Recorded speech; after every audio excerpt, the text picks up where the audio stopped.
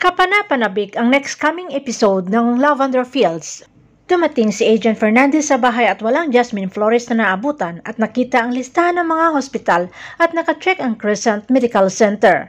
Napagtanto ni Agent Fernandez na si Lance ang pinuntahan ni Jasmine o Lavender.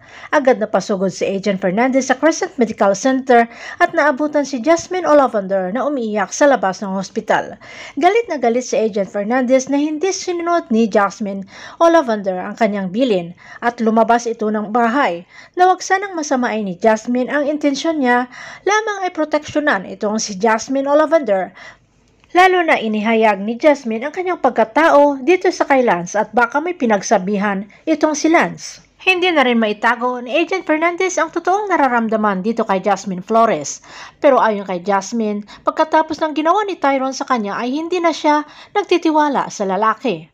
Sa sinabing iyon ni Jasmine Flores ay lalong ikinagalit ni Agent Fernandez dito sa kay Tyrone de Vera na sinira niya ang kanyang pamilya kung bakit namatay ang kanyang asawa at anak dahil sa kanya at ngayon hindi nagtitiwala si Jasmine Flores sa mga lalaki lalo na sa kanya. Kaya gustong barilin ni Agent Fernandez ang larawan ni Tyrone de Vera na nakasabit sa dingding. Hindi naman itinago ni Jasmine Flores o Lavender ang nangyari o pinagtapat ni Agent Fernandez sa kanya.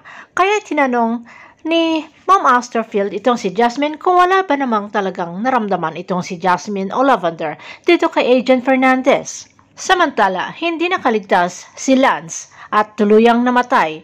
Pero kahit nabuhay ito ay talagang tatapusin na rin ito ni Harry ayon sa utos ni Vittorio Benavides. Iyak ng iyak itong si Lily na kinukomfort naman ito ni Jasmine Flores o Lavender. Samantala, hindi tumitigil itong si Jasmine Flores o Lavender sa pagtulong kay Lily para maayos ang burol ni Lance. Dumating naman itong si Iris kasama si Tyrone de Vera at tinawag itong si Jasmine Flores o Lavender na maipakilala siya. Dito na maghaharap itong si Jasmine Flores o Lavender at si Tyrone de Vera.